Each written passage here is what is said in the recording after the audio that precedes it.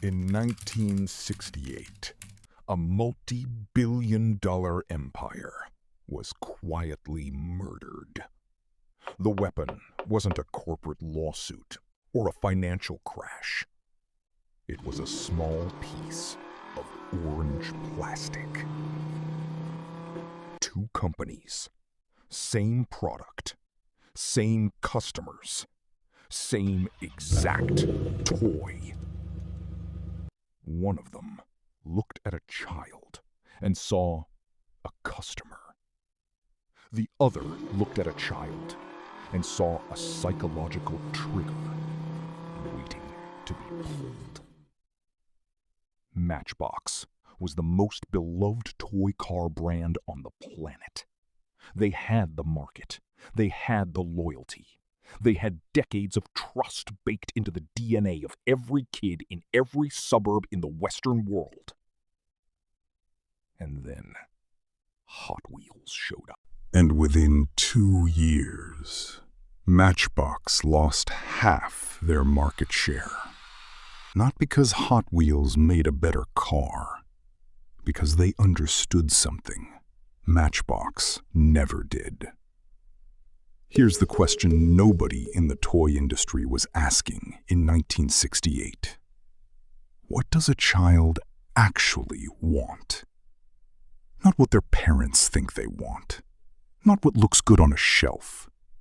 What does the primitive, irrational, dopamine-hungry part of a child's brain actually crave? Matchbox had an answer. Hot Wheels had a weapon. This is how corporate warfare is really fought. To understand what killed Matchbox, you have to understand what made them great. And this is where consumer psychology gets dark.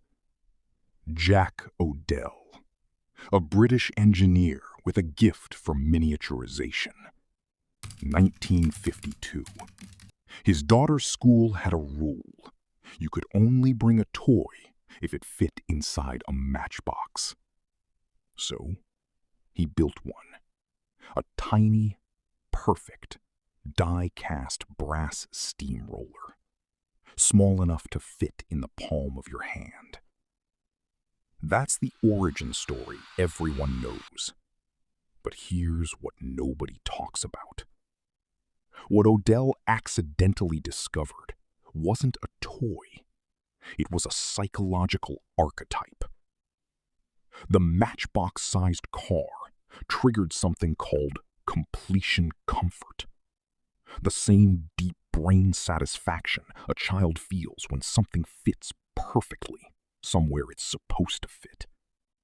Like a puzzle piece clicking into place. Like a key entering a lock. The toy fit in the box. The box fit in the pocket. The pocket was always with you. Matchbox wasn't selling play. They were selling ownership. Portable, tactile, intimate ownership. And it worked brilliantly. By the early 1960s, Matchbox was producing 4 million cars per week. They were the undisputed kings. They had cracked the code. Or so they thought. Here's the psychological trap they fell into. And this is one of the most common ego traps in corporate history. When a company gets really good at satisfying a need, they start mistaking that need for the only need. Matchbox understood ownership perfectly, but they never asked the question, what about speed? What about danger? What about chaos? Matchbox built toys for a child who wanted to collect. They completely, catastrophically ignored the child who wanted to destroy. And in California, in 1967, a man named Elliot Handler knew exactly which child was bigger. Elliot Handler's question was this: why do little boys actually pick up a toy car? Not because it's realistic, not because it looks like Dad's car in the driveway, because it's fast, because it's dangerous, because it makes them feel like they have power. This was a profound insight. Matchbox had been selling the idea of a car. Mattel decided to sell the feeling of a car. Specifically, the feeling of velocity. Handler brought in a man named Harry Bentley Bradley. Now, pay attention here, because this is where the subconscious sabotage of Matchbox begins in earnest. Bradley wasn't a toy designer. He was a car designer. At General Motors, he designed actual cars for actual adults. Mattel didn't hire a toy person to compete with a toy company. They hired a car person because they weren't building toys anymore. They were building desire objects. Bradley designed the first 16 Hot Wheels cars with one obsessive principle. These cars must look faster than they are. Wider wheels, lower profile, custom fantasy paint jobs that shimmered in the light, colors that didn't exist on any real road. These weren't miniatures. These were fantasies that happened to fit in your hand. But the car design was only half the weapon. The other half was the track. And this is where Mattel did something so psychologically calculated that it still feels almost unfair 50 years later. They didn't just give children a car. They gave children a system. The orange track, the connectors, the loops, the launchers, the boosters. Every single piece was designed to be incompatible with every other toy on the market, but perfectly compatible with every other Hot Wheels piece. Consumer psychologists have a term for this: ecosystem lock-in.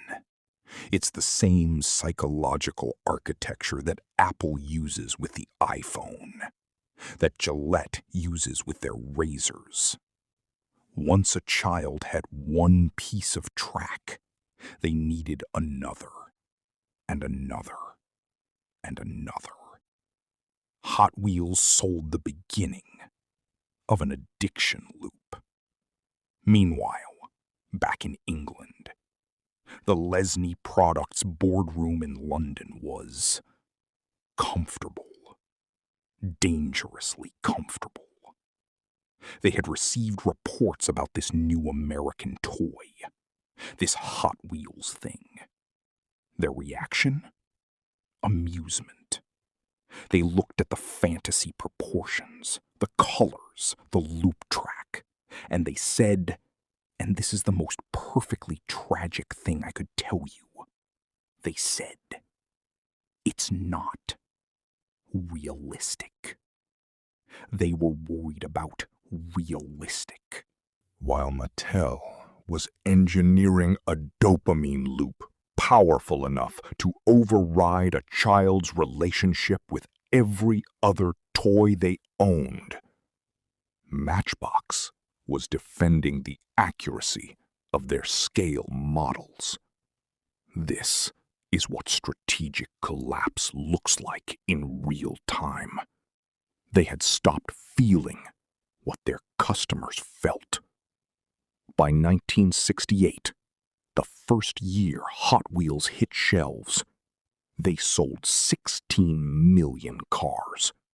16 million!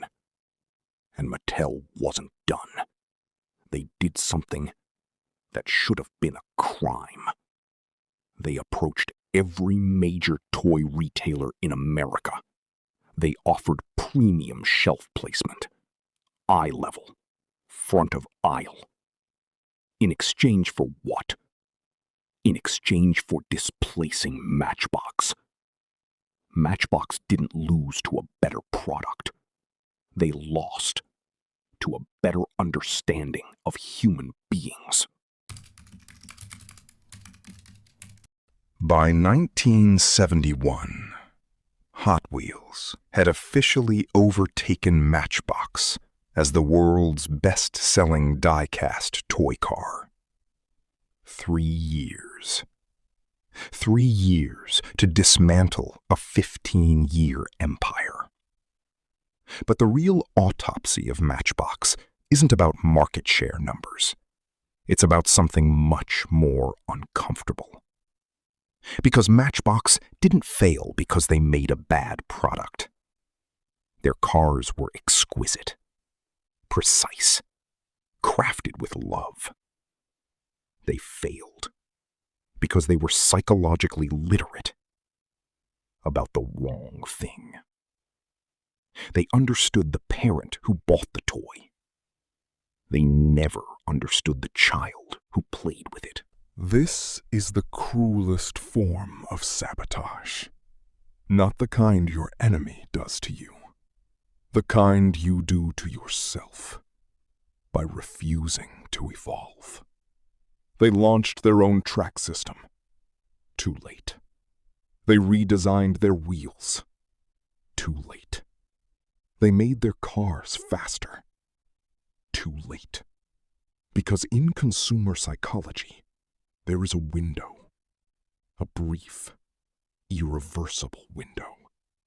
Once that window closes, you're not competing for sales anymore. You're competing for memory. And Hot Wheels had already colonized the memory. By 1982, Lesney Products went into receivership. Bankrupt. A company that once produced 4 million cars per week. Gone. Until eventually, and this is the ending nobody saw coming, Mattel bought Matchbox. The company that destroyed Matchbox now owned Matchbox. And if you go to a toy store today, right now, you'll find them both there, side by side. But watch what happens when a child walks down that aisle. Watch which one their hand reaches for first. Watch which one they don't even see. That moment, that invisible, instinctive, completely unconscious reaching motion, that is the entire story. Hot Wheels won because they understood that logic builds customers, but emotion builds empires. Matchbox made something perfect for the mind. Hot Wheels made something perfect for the gut. And in the long run, the gut always wins. But here's what keeps me up at night about this story. How many companies right now are sitting in their boardrooms, satisfied, comfortable, completely blind to the psychological weapon being assembled in a garage somewhere? The most dangerous place in business isn't failure. It's comfort.